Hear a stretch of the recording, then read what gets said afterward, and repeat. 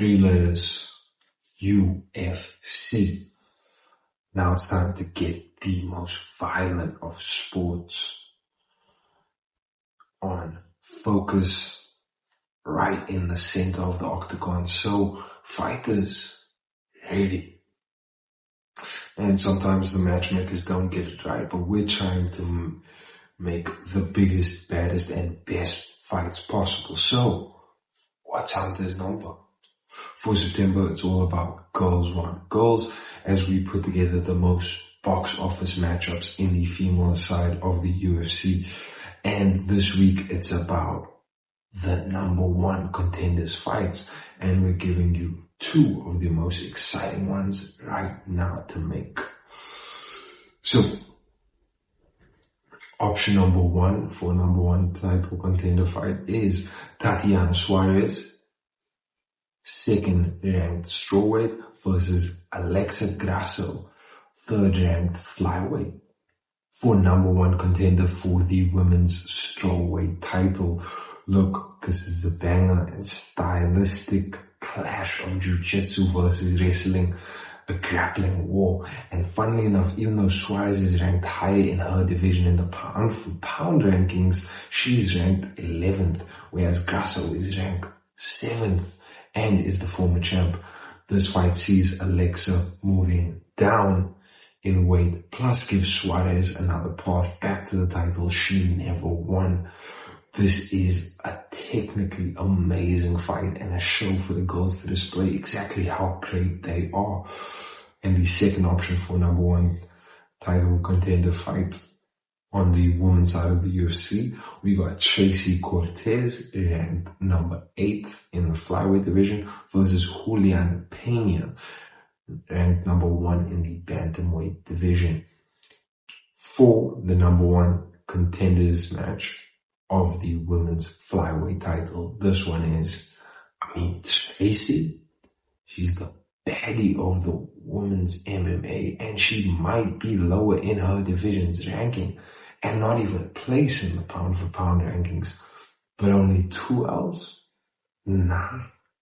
Plus, Pena's last fight was losing the belt to the current champ at bantamweight.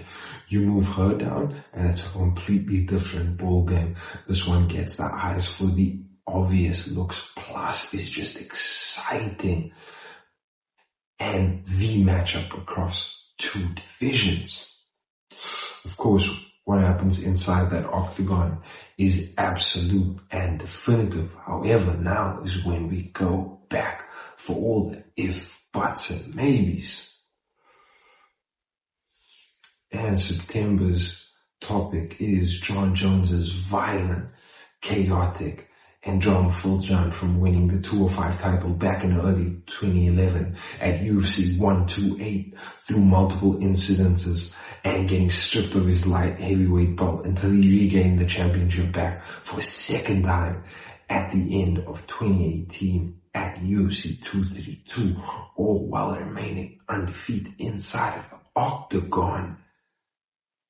This is bloody bones. And to continue this chapter of if, buts, and maybes, we have to ask the question of what if. And this week's what if John didn't run away? Back in May of 2015, Jones was scheduled to fight the late great Anthony Rumble Johnson at UFC 187, but a month prior, in April of that year, Bones was involved with a hit and run case where he knocked into a pregnant woman and then quickly left the scene before authorities arrived. And what happened because of this?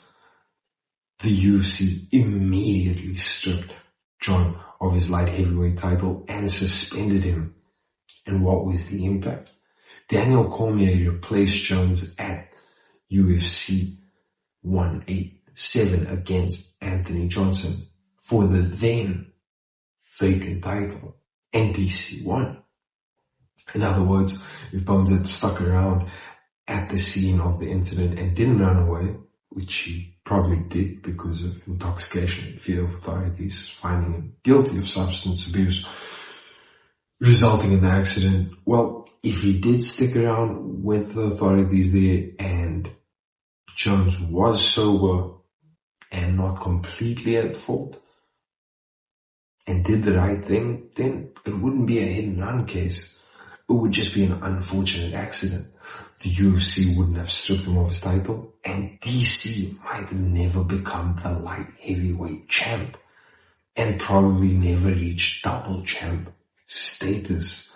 Cormier still would have gotten a heavyweight title, but everything else, nah, not happening unless the title was vacant. And yet still, John Jones came back, rematched DC, whom he had already defeated, and took his title back from Cormier at UFC 214. Got stripped again, but he still just wanted to show DC, hey, as long as I'm fighting, you can only hold that belt while I'm out.